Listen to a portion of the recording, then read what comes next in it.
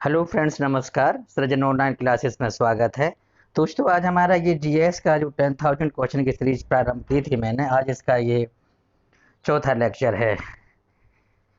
चलते हैं, शुरुआत करते हैं क्वेश्चन नंबर 1। पुरापाषाण काल के मुख्य उपकरण कौन थे? तो दोस्तों, पुरापाषाण काल के मुख्य उपकरण हैं हैंड एक्स, क्लीवर और scraper. Next question number 2। Harappa स्थल धौलावीरा की खोज किसने की थी? आर.एस. बिष्ट ने 1990 से 1991 में खुदाई करा के इसकी खोज इन्होंने की थी। अगला क्वेश्चन है आपका क्वेश्चन नंबर 3। अशोक ने धम्म की परिभाषा किस ग्रंथ से की थी? तो राहुलोवाद से अशोक ने धम्म को परिभाषित किया था। दोस्तों, अशोक भारत के महानतम सम्राटों में थे और अशोक मौर्य वंश के तीसरे शासक थे। मौर्य वंश की स्थापना चंद्रगुप्त मौर्य ने अपने गुरु चाणक्य या कौटिल्य, और कौटिल्य के बचपन का नाम था विष्णुगुप्त, उनकी सहायता से की थी। चंद्रगुप्त मौर्य ने नंद वंश के अंतिम शासक घनानंद को मार करके मौर्य वंश की स्थापना की थी। अगला क्वेश्चन है आपका क्वेश्चन नंबर 4। अशोक के किस शिलालेख में प्रत्यंत राज्यों चेर, चोल, पांड, सलीपुत एवं ताम्रपर्णी का विवरण मिलता है? तो द्वितीय शिलालेख में। ये अशोक के प्रत्यंत राज्य थे, मीन्स पड़ोसी राज्य थे। अगला क्वेश्चन है, संगम काल में कुरुंग किस प्रकार की भूमि होती थी? तो दोस्तों, संगम काल में कुरुंग जो ये पार्वत्य प्रदेशों से संबंधित जमीन होती थी। अगला प्रश्न है, नांगर शैली में निर्मित कोणार्क के सूर्य मंदिर का निर्माण किसने कराया था? अनंत वर्मा चूड़गंग ने। अगला प्रश्न है, किस इतिहासकार ने अरबों द्वारा सिंध विजय को भारतीय इतिहास की एक आकस्मिक कथा मात्र बताया है?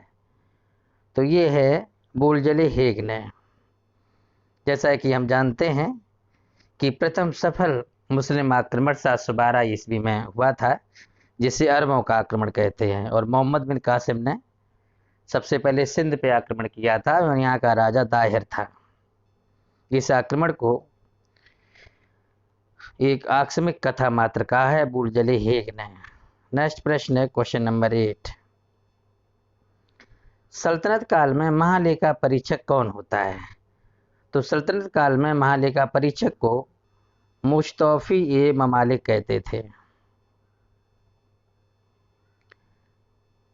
नेक्स्ट क्वेश्चन है, वह बहमनी सुल्तान कौन था जिसने दौलताबाद में एक वेधशाला का निर्माण कराया था?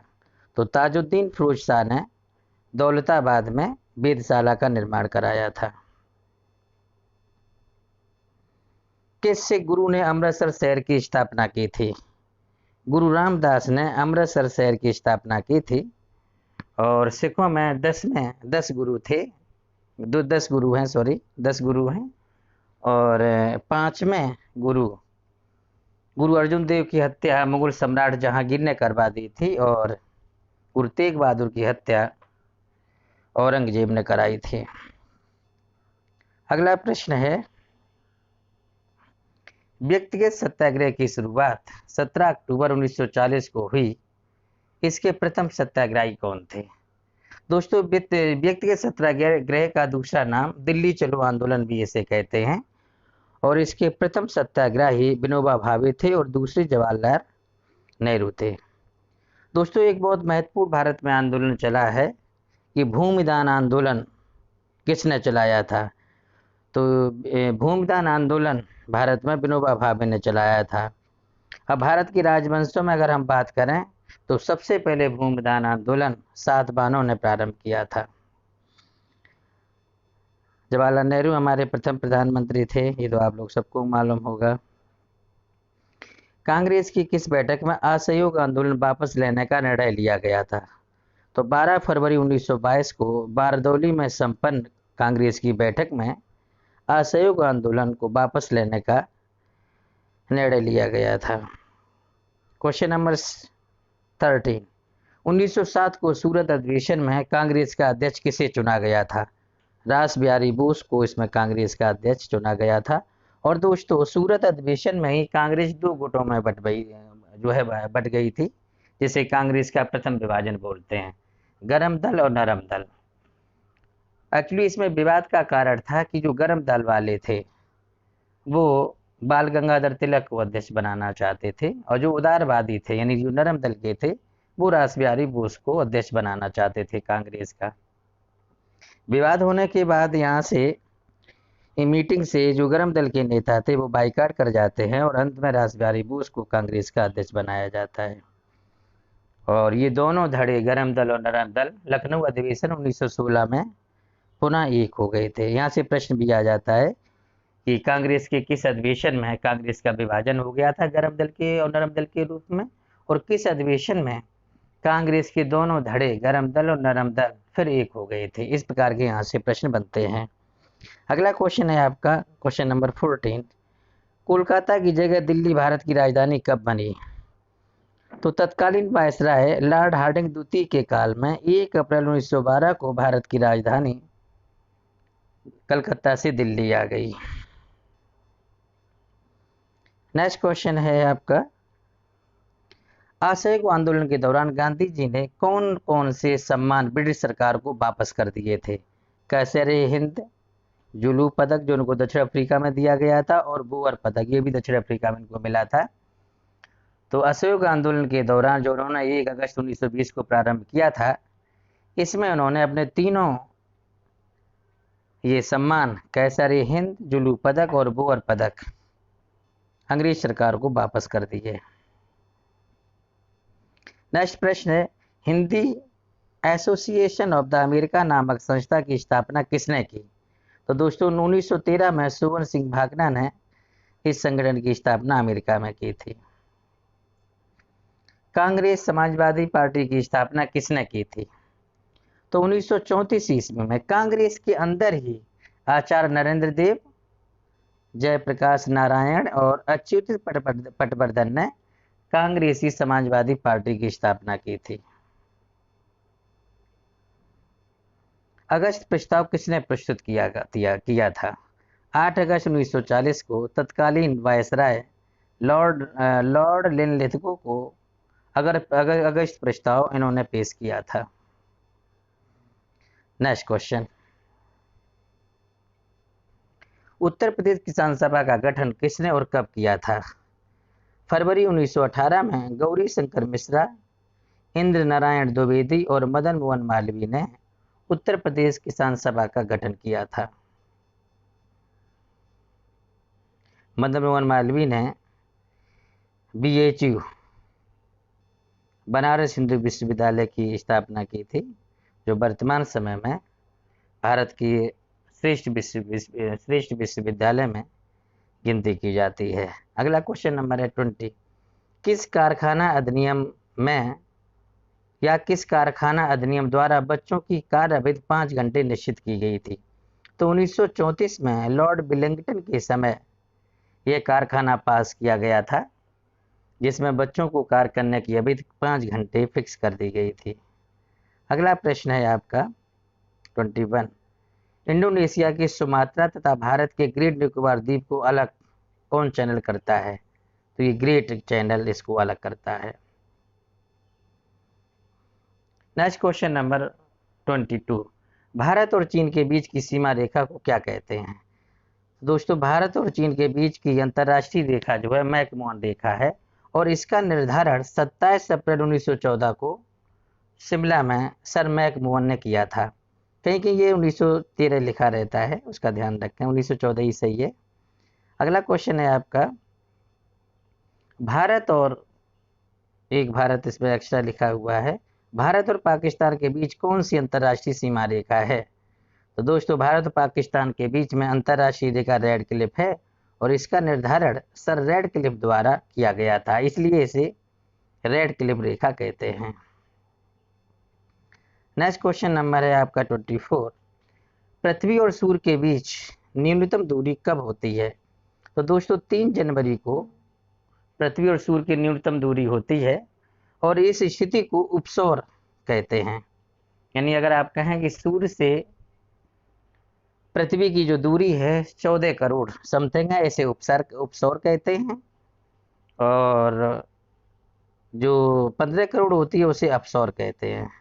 ये अगले प्रश्न में आपको क्लियर हो जाएगा। 25वां प्रश्न है, पृथ्वी और सूर्य के बीच अधिकतम दूरी कब वर्ष की किस तारीख को होती है? 4 जुलाई को दोस्तों पृथ्वी और सूर्य के बीच की दूरी अधिकतम होती है, जो 15 करोड़ से ऊपर है, और इस स्थिति को अपसौर कहते हैं। दोस्तों अगर हमारे प्रश्न आपको समझ में आ रहे हैं तो प्लीज़ चैनल को सब्सक्राइब और लाइक ज़रूर करें, ताकि अगला वीडियो आपको तुरंत मिल जाए। और वीडियो को पूरा जो देखें, बहुत ही इम्पोर्टेंट प्रश्न है ये, और सभी परीक्षाओं में रिपीट होते हैं। अगला क्वेश्चन है, तारों के टिमटिमाने का क्या कारण होता है? तो प्रकाश का अपवर्तन के कारण तारे टिमटिमाते हैं। नेक्स्ट क्वेश्चन नंबर 27, भारत में पश्चिम की ओर बहने वाली नदियां जो डेल्टा नहीं बनाती हैं कौन सी हैं?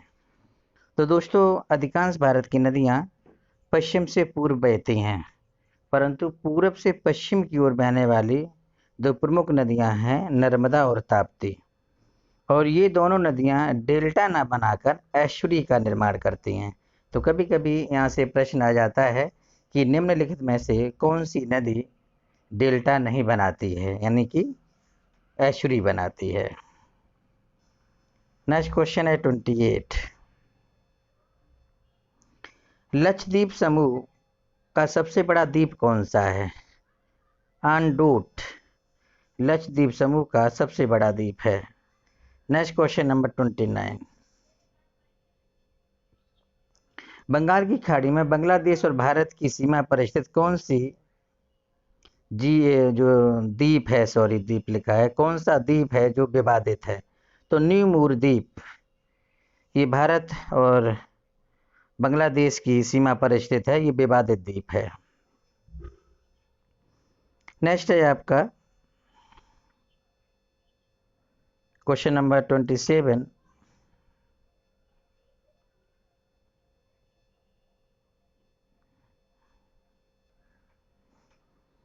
क्वेश्चन नंबर 30 है, भारतीय संविधान में अमेरिकी संविधान द्वारा लिए गए प्रमुख प्रावधान कौन कौन से हैं? दोस्तों जैसा कि हम लोग जानते हैं कि हमारा संविधान विश्व के लगभग 100 से ज़्यादा देशों से लिया गया है। इसमें मौलिक अधिकार जो संविधान के भाग 3 में है, ये अनुच्छेद 12 से लेकर के से 35 तक में वर्णित हैं। प्रारंभ में मौलिक अधिकार 7 थे, लेकिन वर्तमान समय में मौलिक अधिकारों की संख्या 6 है। इसमें जो एक मौलिक अधिकार है संपत्ति का अधिकार, जो अनुच्छेद 31 में है, अब इसको 44वें संविधान संशोधन के द्वारा संशोधन करके इसे मौलिक अधिकार ना बना करके अब इसे विधिक अधिकार बनाकर संविधान के अनुच्छेद 300 का में रख दिया गया है। तो प्रश्न आपका है कि भारतीय संविधान में अमेरिका के संविधान से कौन कौन से प्रावधान दिए गए हैं? तो नंबर 1 मौलिक अधिकार जो 12 से लेकर 35 अनुच्छेद में वर्णित हैं, और दूसरा है राष्ट्रपति पर महाभियोग की प्रक्रिया, जो अनुच्छेद 61 में बताया गया है कि राष्ट्रपति पर महाभियोग की प्रक्रिया कैसे चलेगी। ये भी प्रावधान अमेरिका के संविधान से लिया गया है। अगला है उपराष्ट्रपति का पद और सुप्रीम कोर्ट की सर्वोच्चता, ये सभी प्रावधान अमेरिका के संविधान से लिए गए हैं। इसके अलावा भी बहुत सारे प्रावधान हैं जो अमेरिका के संविधान से लिए गए हैं, लेकिन वो परीक्षा के लायक इम्पोर्टेंट नहीं है, इसलिए हम आगे बढ़ते हैं। क्वेश्चन नंबर 31, भूमि सुधार से संबंधित प्रावधान संविधान की किस अनुसूची में वर्णित है? 9वीं अनुसूची में भूमि सुधार और जमींदारी उन्मूलन इसी में वर्णित है। अगला क्वेश्चन नंबर है 32 है आपका, भारत के उपराष्ट्रपति का निर्वाचन एक निर्वाचक मंडल द्वारा किया जाता है जिसके सदस्य होते हैं। तो दोस्तों संसद के दोनों सदनों के सभी सदस्य इसमें भाग लेते हैं। सभी सदस्य का मतलब है राज्य निर्वाचन और निर्वाचित सदस्य और मनोनीत सदस्य। जैसा कि हम जानते हैं संसद के 2 सदन है, लोकसभा जिसे निम्न सदन बोलते हैं, और उच्च सभा यानी कि उच्च सदन राज्यसभा है। तो इसमें दोनों सदनों के सदस्य अर्थात लोकसभा के सदस्य और राज्यसभा के सदस्य और दोनों प्रकार के निर्वाचित और मनोनीत दोनों सदस्य भाग लेते हैं। क्वेश्चन नंबर 33, करों और सरकारी कामकाज के निर्माण में हुई अन्य प्राप्तियां से संघीय करों को जो प्राप्त हुआ समूचा राजस्व जमा होता है, यानी कि करों और सरकारी कामकाज के निर्माण में जो कर प्राप्त होता है उसको कहाँ पर राजस्व से जमा होता है? तो भारत की संचित निधि में, भारत सरकार की संचित निधि में प्राप्त जितने कर हैं वो सभी इसी के संचित निधि में जो है जमा किए जाते हैं, और वर्ष में बजट पास करके ये धन को निकाल करके सार्वजनिक कामों में प्रयोग किया जाता है। अगला है क्वेश्चन नंबर 34, भारत की संचित निधि से निधि निकालने के लिए किसका अनुमोदन अनिवार्य है? संसद का, भारत की संसद का। और संसद जो है इस बजट को, इस धन को निकालने के लिए संविधान के अनुच्छेद 112 में बजट प्रस्तुत करती है, यानी कि भारत सरकार की संचित निधि से धन निकालने के लिए संसद का अनुमोदन अनिवार्य है और इसीलिए बजट पास किया जाता है। अगला क्वेश्चन नंबर है 35, भारतीय संसद में स्थगन प्रस्ताव लाने का उद्देश्य क्या है? तो इसका प्रमुख उद्देश्य है कि सार्वजनिक महत्व के निश्चित आवश्यक मुद्दे पर बहस करने के लिए स्थगन प्रस्ताव लाया जाता है। नेक्स्ट क्वेश्चन है आपका 36, अनुसूचित जाति और अनुसूचित जनजाति अत्याचार निवारण अधिनियम 1989 किस तारीख से शुरू हुआ था? तो 30 जनवरी 1990 से इसे शुरू किया गया था। घरेलू हिंसा से महिलाओं की सुरक्षा अधिनियम लागू कब हुआ था? तो 26 अक्टूबर 2006 को घरेलू हिंसा से महिलाओं की सुरक्षा के लिए अधिनियम लागू किया गया था। दोस्तों, अगर आपको हमारा वीडियो पसंद आ रहा है तो आप हमारे जो है चैनल को लाइक और शेयर अपने दोस्तों में ज़रूर कर दें। देखो, मैं बिल्कुल भी टाइम नहीं ले रहा हूँ आप लोगों का, फटाफट आपके क्वेश्चन इंपॉर्टेंट करवा रहे हैं। चलिए क्वेश्चन नंबर 38, अगला क्वेश्चन है आपका, जिला न्यायाधीश शब्द संविधान के किस अनुच्छेद में आया है? बहुत इंपॉर्टेंट है, अनुच्छेद 233। कभी कभी प्रश्न आ जाता है कि जिला न्यायाधीशों की नियुक्ति कौन करते हैं? तो जिला न्यायाधीशों की नियुक्ति राज्यपाल करते हैं, उच्च न्यायालय के मुख्य न्यायाधीश से सलाह लेकर के। और अगर प्रश्न आ जाए कि उच्च न्यायालय के न्यायाधीशों की नियुक्ति कौन करते हैं? तो राष्ट्रपति। इसी तरीके से सुप्रीम कोर्ट के न्यायाधीशों की नियुक्ति कौन करते हैं? राष्ट्रपति। यानी कि उच्चतम न्यायालय और उच्च न्यायालय के न्यायाधीशों की नियुक्ति राष्ट्रपति करते हैं, जबकि जिला न्यायाधीशों की नियुक्ति राज्यपाल करते हैं। अगला क्वेश्चन है 39, संविधान के किस अनुच्छेद में लोक सेवा आयोग के सदस्य को हटाए जाने का प्रस्ताव वर्णित किया गया है? तो दोस्तों, अनुच्छेद 317 में ये क्रिया वर्णित की गई है कि किसी लोक सेवक को कैसे हटाया जा सकता है। नेक्स्ट प्रश्न है आपका, इको मार्क जो ब्यूरो ऑफ इंडियन स्टैंडर्ड्स द्वारा दिया जाता है किस वर्ष से प्रारंभ किया गया था? 1991 से ये शुरू किया गया है। इको मार्क उन वस्तुओं में लगता है जो पर्यावरण के प्रति मैत्रीपूर्ण संबंध स्थापित करती हैं, इन्हें अच्छा संबंध होता है, पर्यावरण को नुकसान नहीं पहुंचाते हैं। अगला क्वेश्चन है, हाँ वही क्वेश्चन है जो हम बता रहे हैं, क्वेश्चन नंबर 41, इको मार्क उन भारतीय उत्पादों को दिया जाता है जो पर्यावरण के प्रति मैत्रीपूर्ण होते हैं। अगला क्वेश्चन है, फूलों की घाटी उत्तराखंड के किस जिले में स्थित है? तो चमोली में। नेक्स्ट है, हरित गृह प्रभाव क्या है, यानी ग्रीन हाउस इफेक्ट क्या है? जिसमें वायुमंडलीय कार्बन डाइऑक्साइड द्वारा इंफ्रारेड विकिरण सूचित कर दिए जाने से वायुमंडल का तापमान बढ़ जाता है, जो हरित गृह प्रभाव या ग्रीन हाउस इफेक्ट कहलाता है। कभी कभी प्रश्न आ जाता है कि ग्रीन हाउस इफेक्ट यानी कि हरित गृह प्रभाव के लिए रिस्पॉन्सिबल कौन सी गैस है? तो CO2। नेक्स्ट है, पॉलीथीन की थैलियों को नष्ट नहीं किया जा सकता क्योंकि ये बनी होती हैं पॉलीमर से। अगला 45, हवा में तैरते हुए श्वसनीय सूक्ष्म कणों का आकार होता है 5 माइक्रोन से भी कम। तो नेक्स्ट है 46। भारत में केंद्रीय गंगा प्राधिकरण, बहुत बार परीक्षा में पूछा गया है, भारत में केंद्रीय गंगा प्राधिकरण का गठन किस वर्ष किया गया था? तो 1985 को। 47। जल प्रदूषण निवारण तथा नियंत्रण अधिनियम किस वर्ष लागू किया गया? 1974 को। अगला प्रश्न 48। यमुना एक्शन प्लान औपचारिक रूप से कब प्रारंभ किया गया था? तो दोस्तों 1993 में। ये ऐसे प्रश्न होते हैं, बहुत परेशान करते हैं और अधिकांश परीक्षा में पूछ दिया जाता है कंफ्यूजन करने के लिए, तो इसलिए आप ऐसे प्रकार के क्वेश्चनों को जिनका कोई टॉपिक नहीं होता है आप लोग याद कर लें। अगला प्रश्न है, केंद्रीय शुष्क क्षेत्र अनुसंधान संस्थान काजरी या काजरी कहाँ स्थित है? तो ये जोधपुर में, राजस्थान में स्थित है जोधपुर। और अगला क्वेश्चन है, बुल्स एवं बियर वाक्यांश का संबंध किससे है? स्टॉक एक्सचेंज से। और स्टॉक एक्सचेंज भारत में जो संस्था नियंत्रित करती है वो है सेबी, और सेबी की स्थापना हुई थी 1988 में। कभी कभी क्वेश्चन आ जाता है कि उत्तर प्रदेश का शेयर मार्केट कहाँ पर है? तो वो है आपका कानपुर और मेरठ में। अगला क्वेश्चन है आपका 51। यूपी का शेयर मार्केट किन दो शहरों में है? कानपुर और मेरठ में, अभी हम बताए थे आपको। 52। दुर्गापुर इस्पात कारखाना की स्थापना किस पंचवर्षीय योजना में की गई थी? द्वितीय पंचवर्षीय योजना में इसकी स्थापना हुई थी। नेक्स्ट है बोकारो इस्पात कारखाना की स्थापना किस पंचवर्षीय योजना में की गई थी? तृतीय पंचवर्षीय योजना में। 54। औद्योगिक विकास बैंक IDBI की स्थापना कब हुई थी? तो जुलाई 1964 में इसकी स्थापना हुई थी। नेक्स्ट प्रश्न, प्रत्यक्ष कर के उदाहरण कौन कौन से हैं? कौन कौन से कर प्रत्यक्ष कर होते हैं? तो दोस्तों आयकर, संपत्ति कर और कारोबार कर, कार नहीं कर है, कारोबार कर, ये प्रत्यक्ष कर के उदाहरण हैं।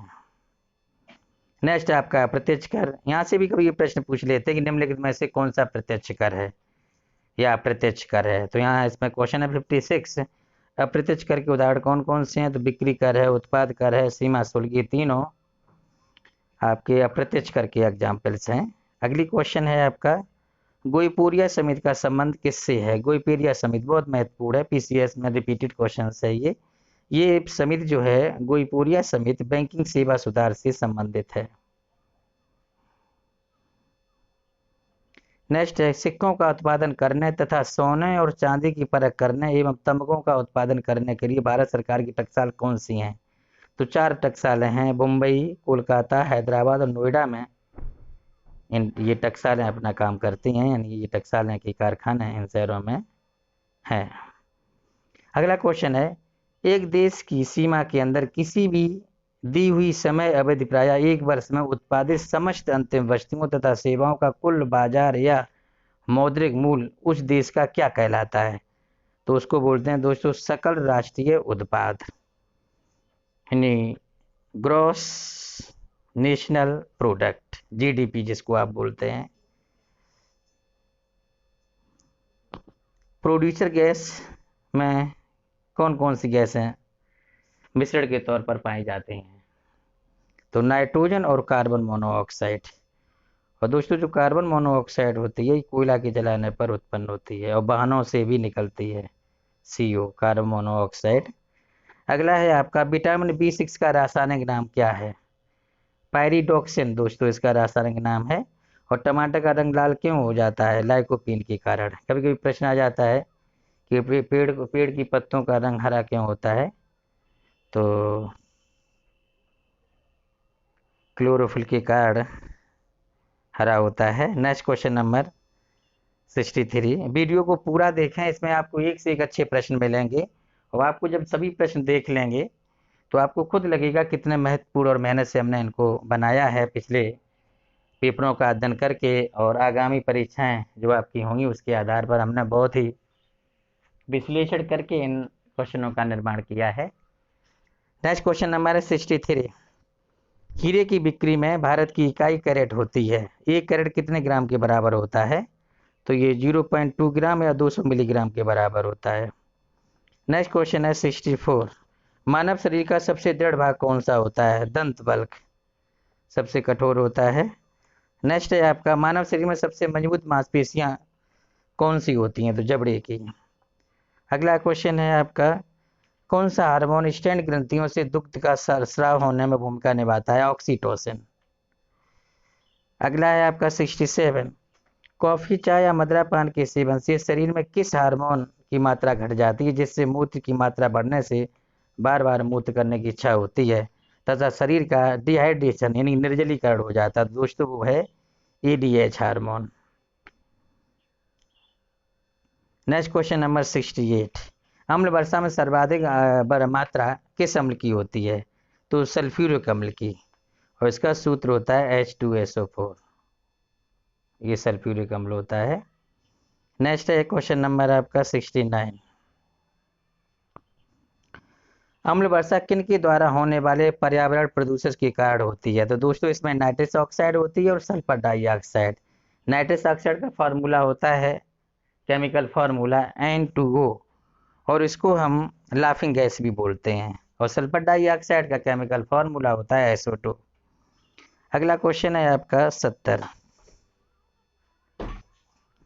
सल्फर उत्सर्जन का सबसे बड़ा स्रोत क्या होता है? कोयला दहन से सबसे ज्यादा सल्फर प्रोडक्ट होता है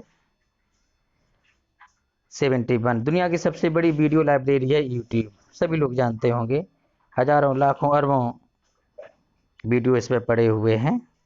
दुनिया का सबसे पहला कंप्यूटर प्रोग्राम किसने लिखा था? तो एड्स लवलेस नामक महिला ने जो है लिखा था।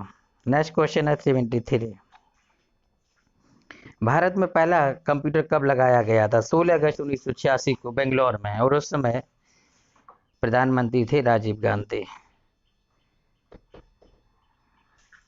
कंप्यूटर में फोर्ट्रान भाषा का प्रयोग किस क्षेत्र में किया जाता है? विज्ञान के क्षेत्र में। ऐसा ऑनलाइन उत्पीड़न जिसमें अपराधी किसी व्यक्ति को जानबूझकर गलत या अश्लील ईमेल या मैसेज भेजता है, इसे क्या कहते हैं? तो इसे बोलते हैं दोस्तों स्टॉकिंग। ये साइबर नहीं है, इसमें स्टॉकिंग है केवल। नेक्स्ट है प्रश्न आपका 76। केंद्रीय जल और विद्युत अनुसंधान केंद्र कहाँ पर स्थित है? खड़गवासला में। मिल्टन फ्रीडमैन किस चीज से संबंधित प्रमुख व्यक्ति थे? ये अर्थशास्त्र हैं, अर्थशास्त्र क्षेत्र जिनका संबंध है। और भारत की सबसे महत्वपूर्ण यूनिवर्सिटी JNU जवाहरलाल नेहरू विश्वविद्यालय की स्थापना कब हुई थी? 1951 में। और अगली बुक है the Hindu view of life के लेखक कौन है? हमारे दूसरे राष्ट्रपति doctor S Radhakrishnan Hindu view of life के लेखक हैं। अगला प्रश्न है सलीम अली पक्षी विज्ञान तथा प्राकृतिक इतिहास केंद्र कहाँ स्थित है? तो कोयम्बटूर यानी कि तमिलनाडु में। और कोयम्बटूर में भी में ही राजीव गांधी की हत्या कर दी गई थी। अगला प्रश्न है आपका हीमोफीलिया एक आनुवांशिक विकार है जो उत्पन्न करता है रक्त का स्पंदन ना होना। अगला क्वेश्चन है 82। संयुक्त राष्ट्र संघ की अधिकृत भाषाएं कौन कौन सी हैं? यानी संयुक्त राष्ट्र द्वारा मान्यता प्राप्त भाषाएं कौन सी हैं? तो अंग्रेजी हुई, फ्रांस, चीनी, अरबी और स्पेनी, ये 5 भाषाएं संयुक्त राष्ट्र की मान्यता प्राप्त भाषाएं हैं। और अगला प्रश्न है आपका 83। मूल्यांकन के क्षेत्र से अभिप्राय क्या है? तो विद्यार्थियों में शिक्षा प्राप्त करने के उपरांत आए हुए व्यवहार की गत परिवर्तन, व्यवहार में परिवर्तन से मतलब है। इन शिक्षा प्राप्त करते तो हमारे व्यवहार में बदलाव होता है, इसी को मूल्यांकन कहते हैं। बहुत ही अच्छा क्वेश्चन है, एग्जाम में ये क्वेश्चन भले ही ना आए लेकिन हम लोगों को ज्ञान प्राप्त करने के बाद में व्यवहारिक परिवर्तन आते हैं, वही हमने इसमें इस क्वेश्चन को दे दिया है। आगे हाइड्रोजन बम किस प्रक्रिया के आधार पर बनाया जाता है? तो दोस्तों नाभिकीय संलयन क्रिया पर जो ये हाइड्रोजन बम बनता है, और सूर्य की ऊर्जा का स्रोत भी नाभिकीय संलयन अपक्रिया ही है। नाभिकीय संलयन अपक्रिया क्या होती है? इसमें ड्यूटेरियम के नाभिक आपस में मिलते हैं और हीलियम का नाभिक बनाते हैं तथा असीमित मात्रा में ऊर्जा निकलती है। 1H2 plus 1H2 is equal to 2He4 helium बनता है, प्लस 931 मिलियन इलेक्ट्रॉन वोल्ट ऊर्जा निकलती है। तो प्रश्न आ जाता है हाइड्रोजन बम किस क्रिया के आधार पर बनाया जाता है? तो उत्तर है आपका नाभिकीय संलयन। सूर्य में ऊर्जा का स्रोत क्या है? नाभिकीय संलयन। अगला प्रश्न है 85, परमाणु बम किस अपक्रिया के आधार पर बनाया जाता है? नाभिकीय विखंडन। चंद्रमा पर पहुंचने पर आकाश किस रंग का दिखाई देता है? काला। दोस्तों चंद्रमा पर वायुमंडल नहीं है, और जहां पर वायुमंडल नहीं होता है वहां पर प्रकाश का प्रकीर्णन नहीं हो पाता है, और जहां पर प्रकाश का प्रकीर्णन नहीं होता है वहां पर हमें किसी भी प्रकार का रंग नहीं दिखाई देती है, अर्थात चंद्रमा पर पहुंचने पर आकाश काला दिखाई देता है। प्लान वेग का मान कितना होता है? 11.2 किलोमीटर पर सेकेंड से किसी वस्तु को अगर ऊपर फेंक दिया जाए तो वो वस्तु कभी भी पृथ्वी पर पुनः वापस नहीं आएगी, तो इसे हम प्लान वेग बोलते हैं। अब प्रश्न आपका है प्लान वेग का मान कितना होता है? तो 11.2 किलोमीटर प्रति सेकेंड इसका मान होता है। नेक्स्ट है एल्बिडो क्या है? ये 2020 के पीसीएस में प्रश्न पूछा गया था। एल्बिडो क्या है?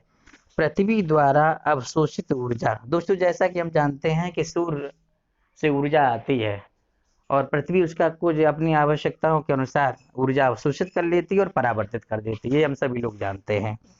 अब वो पूछ रहा है कि एल्बिडो क्या है? तो पृथ्वी द्वारा अवशोषित ऊर्जा और पृथ्वी द्वारा परावर्तित ऊर्जा के अनुपात को एल्बिडो कहते हैं। अगर आप इसको गणितीय भाषा में समझें तो मान लीजिए 100 जूल एनर्जी आई और पृथ्वी ने 20 जूल अवशोषित कर ली और वापस कर दी 80 जूल, तो ये अनुपात हो जाएगा 20 एकम 20 और 20 चौको 80, ये 1:4। तो प्रश्न है कि एल्बिडो क्या है? पृथ्वी द्वारा अवशोषित ऊर्जा और पृथ्वी द्वारा परावर्तित ऊर्जा के अनुपात को एल्बिडो कहते हैं। नेक्स्ट है 89, रेगिस्तान में मरीचिका का बनना प्रकाश की किस घटना पर आधारित है? पूर्ण आंतरिक परावर्तन। अगला क्वेश्चन है आपका n बराबर 1/t में n क्या है? ये दोलन की आवृत्ति है, दोलन की आवृत्ति। नेक्स्ट क्वेश्चन है 91, शरीर की सबसे छोटी ग्रंथि कौन सी है? तो दोस्तों ये पीयूष ग्रंथि होती है और ये दिमाग के नीचे लटकी हुई होती है।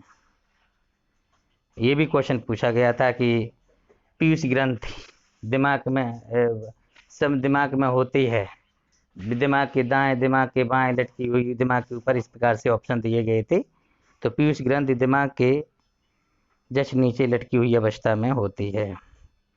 नेक्स्ट क्वेश्चन है दूरदृष्टि दोष में कौन सा लेंस प्रयोग करते हैं? उत्तल लेंस। अगला प्रश्न है निकट दृष्टि दोष में कौन सा लेंस यूज करते हैं? अवतल लेंस। बहुत ही सिंपल क्वेश्चन है, परीक्षाओं में आ जाते हैं। विटामिन B1 का रासायनिक नाम क्या है? थायमीन।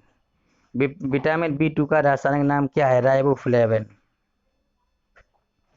यहाँ से हर एग्जाम में क्वेश्चन पूछ लिए जाते हैं। विटामिन B5 का रासायनिक नाम क्या है?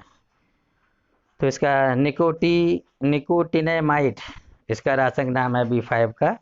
और विटामिन B7 का रासायनिक नाम है आपका बायोटीन। बहुत इंपॉर्टेंट है, विटामिन B7 और B12 एग्जाम के लिए बहुत महत्वपूर्ण होते हैं। तो चलिए दोस्तों आगे चलते हैं। विटामिन B12 का रासायनिक नाम क्या है? साइनोकोबलन विटामिन B12 का रासायनिक नाम है। बी को इन्होंने कैपिटल में इनको लिखना चाहिए था। अगला क्वेश्चन है आपका विटामिन E का रासायनिक नाम क्या है? टोकोफेरॉल। और बादाम में विटामिन E प्रचुर मात्रा में पाया जाता है। फूले हुए गेहूं में भी विटामिन E प्रचुर मात्रा में होता है। और अगला क्वेश्चन है आपका विटामिन के का रासायनिक नाम क्या है? फ्लोक्विनोन विटामिन के का रासायनिक नाम है। दोस्तों ये हमारे 100 क्वेश्चन हैं जो हमने 10,000 GS की सीरीज की शुरू की है। और दोस्तों अगर आपको हमारा ये वीडियो पसंद आया है तो प्लीज़ लाइक और शेयर ज़रूर करें और सब्सक्राइब कर लें, और ताकि हम जब भी अगला वीडियो अपलोड करें तो आपको इसकी सूचना तुरंत मिल जाए। थैंक यू दोस्तों।